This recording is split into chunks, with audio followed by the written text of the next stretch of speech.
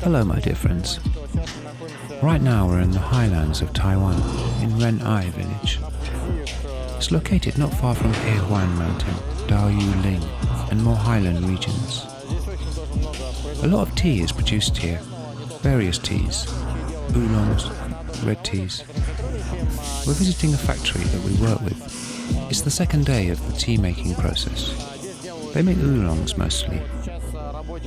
Right now the workers are rolling and frying the tea. That's the most labour-intensive process in oolong making. The tea is constantly fried. Then it's put into cloth bags and rolled. Then it's pressed and rolled again.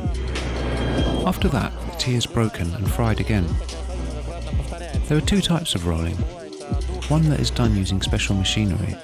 That's believed to be the best one. In these machines, the tea leaves form a huge ball, and then it's pressed and rolled. This process includes both pressing and rolling. It's a more delicate process that affects the leaves gently. All the compounds of the tea leaf are extracted gradually. The leaf is heated, and the heating fixates the tea. The other method, that is more simple, is done using this machine. It presses the leaves into a cube. It's more common in mainland China. It's used for tea guanyin production and cheaper teas, like Maoji or Shan. It's also used for cheaper Taiwanese teas, like Shiji Chun. It helps to make the tea more affordable. It's the only way to reduce the price. It'll be interesting to see how this tea is going to be rolled. The volume seems to be very big, so I think they'll use the cheaper method. We'll see.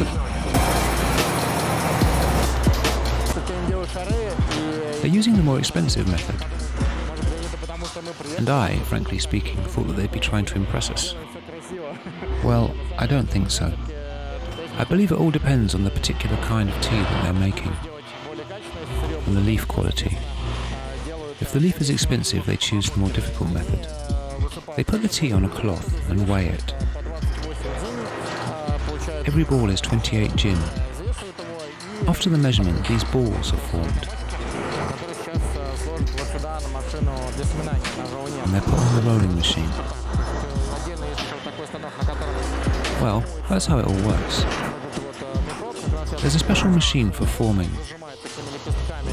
The ball is fixed. The worker tightens it and fixes it using a special lever.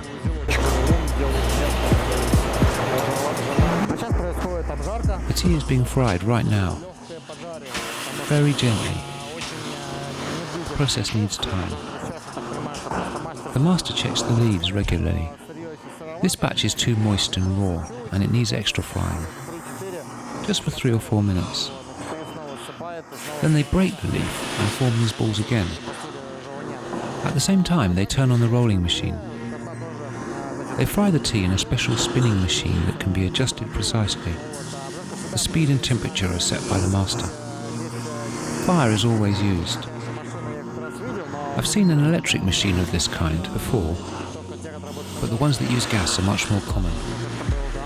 Good tea needs real fire to bring out the best taste and aroma.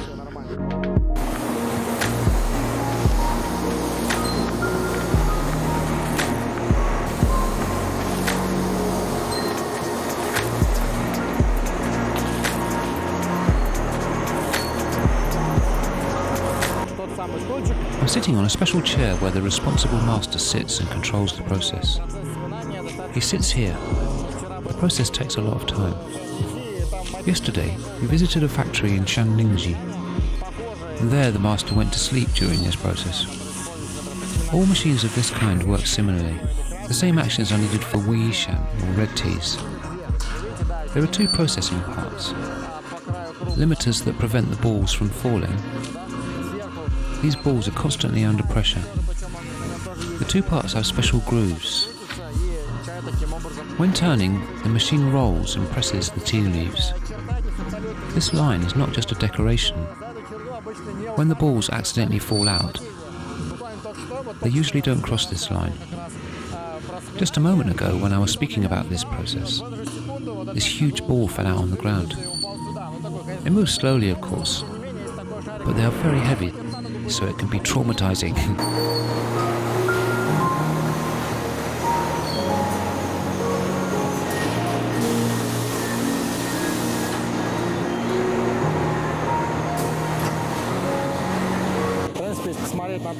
There aren't very many controls for the machine, but still, tea processing regimes can be very different.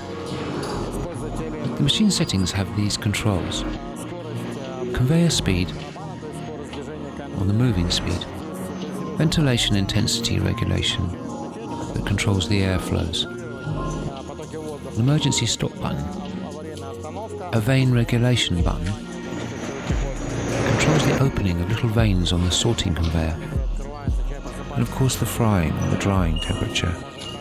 It can be regulated too. The mechanisms are not very complicated, but proper adjustment is extremely important.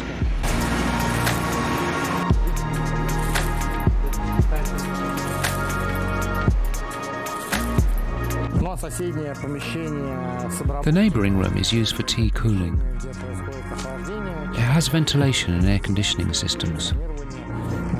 It's filled with these classical bamboo trays that are always used for oolong production. They're all placed on special moving shelves. All the processes are optimised to make them less labour intensive. Here they also have a huge place for the wadiao stage. After this stage, the leaves are put on those trays and are kept in this room. It's interesting that in this factory the process of tea cooling is not automised. They don't have these huge metal trays that automatically are filled with tea. They use traditional bamboo trays that are covered with cloth. It makes them more durable. Trays without this cloth get spoiled much faster. And all of them are made by hand, so they're not cheap at all. The workers treat them very carefully.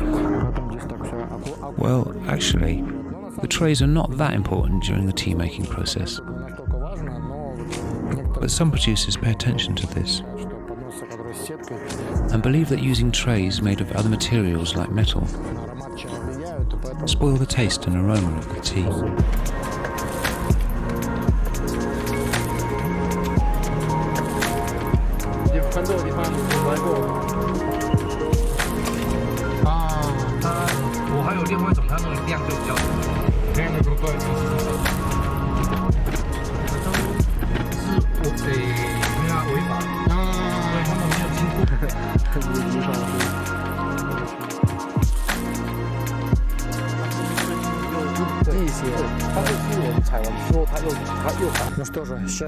Well, we've arrived at the tea plantation.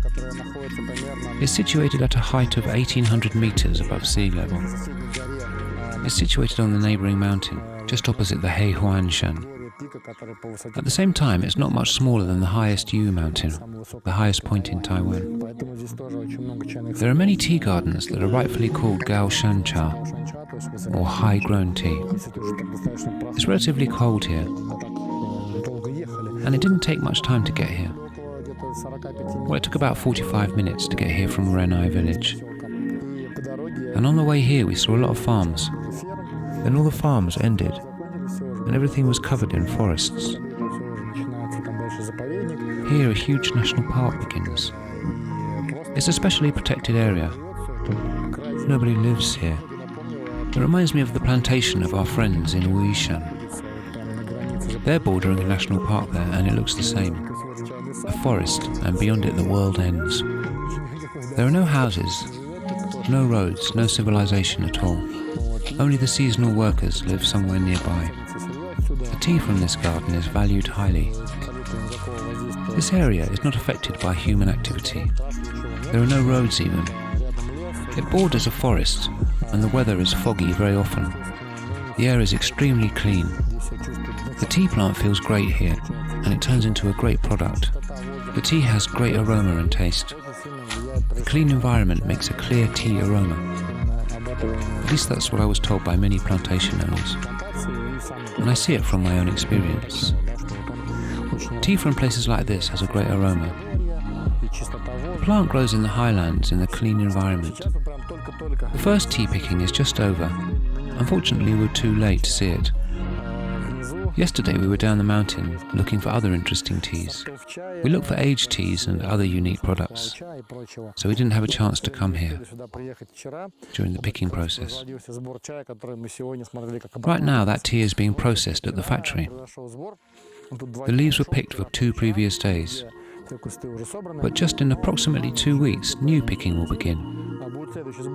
It's called dongcha, tea that's picked in late November. It has a stronger Nongjian taste, even a bit astringent, very strong. As I understand, it's because of a different stem. A new one that grows after the cutting is picked. The flushes are smaller in size. The volume of the leaf is much smaller, 7 or 10 times smaller. The plant uses more energy to grow these stems, and the new leaves have a stronger taste. And in between these 2 pickings, the tea is fertilized, and it affects the taste. That's why the first flush is more expensive. Here in Taiwan, all farmers say that their plantations are not fully organic, but we're very careful. I've heard this phrase in Wuliang Shan from a Taiwanese farmer that plants oolongs in Yunnan. They don't misuse fertilizers, and they don't tell stories about 100% organic tea, even though there are teas in Taiwan that are fully organic, like Dunfang Mairen, that would be spoiled if any fertilizers are used. Here the farmers do their best to be very careful. Taiwanese farmers work with Japanese and American clients that are very picky about pesticides and fertilizers, so here their use is minimal. They'll use the fertilizers in a couple of days, and in only 2 weeks the leaves will be picked again. So even the fertilizers affect the tea and it tastes stronger. I can't explain it in chemical terms. The farmer tried to explain it, but it was difficult for me to understand some of the words. What I can say is that the leaf is affected by fertilizers. That's it. This mountain, by the way, is called Nengao Shan. I've never been here before. We visited many places in Taiwan, and there are many mountains with tea plantations here. I like it here. It's not a very popular place. There are no tourists. The plantation is located on the opposite slope of the mountain, on the other side from Ren-ai. It's hidden from view from the tourist road to Heihuan mountain, and Heihuan is the most famous tourist attraction here. From here we can see the whole mountainous region. We can see a small part of the Heihuan Shan and Lishan roads. Duilin is over there. Kuifeng is over there. And beyond these mountains, Juishan Mountain and the Lishan highland region are located. But this region is much higher than the Lishan. And tea from this place, Lishan and Kuifeng from Laishan, is located beyond this mountain. In all those places, the tea is believed to be better than in Lishan.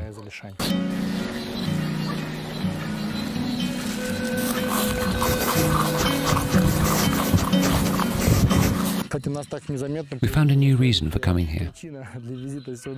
We found a huge old shrub that's covered with moss. It's almost buried in the ground. It lies near the road, thrown here long ago because it was too heavy to remove. Many years ago, when the tea plantations were just planted here, the local forests were cut. It happens, unfortunately. This place was covered with huge cypress trees and other trees, like in Shan. The Japanese colonial government even built a railway here a long time ago. They exported wood. Taiwan is famous for its forests. Unique trees grow here, and this place was covered with these rare trees. The farmer told us that a bit further, where the wild territory begins, these unique trees are preserved and they survived. Some of them are just huge. This forest is different from the forests of Shan. I hope that we go there one day and we'll see the local tea forest.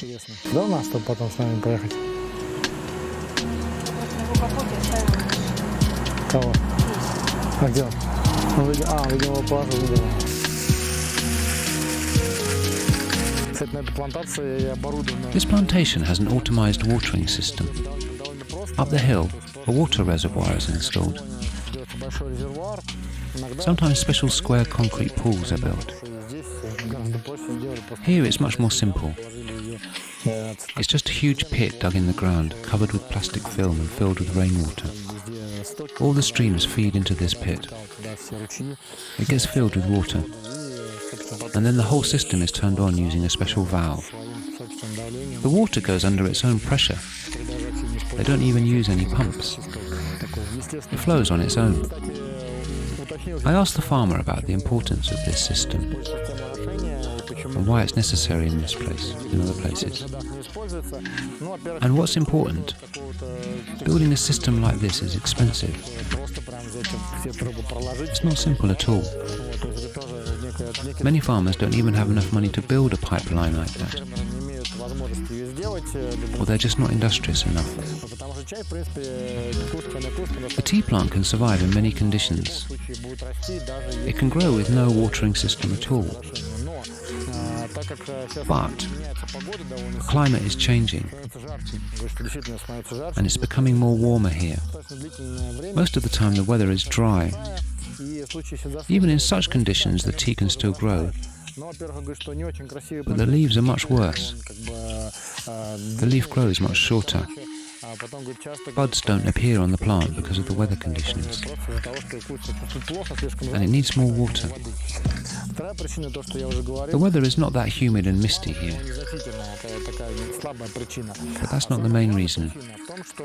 The main reason, though, is that the soil is very rocky, and the soil gets very dry very quickly. There's not enough water for the tea plant without this system. In Changlingji, or plantations that are located down the mountain, the soil is much better, and there's much less stone, and the soil stays moist for a much longer period of time, and such watering systems are just unnecessary. Here it's absolutely vital, as humidity affects the quality of tea. Enjoy your tea.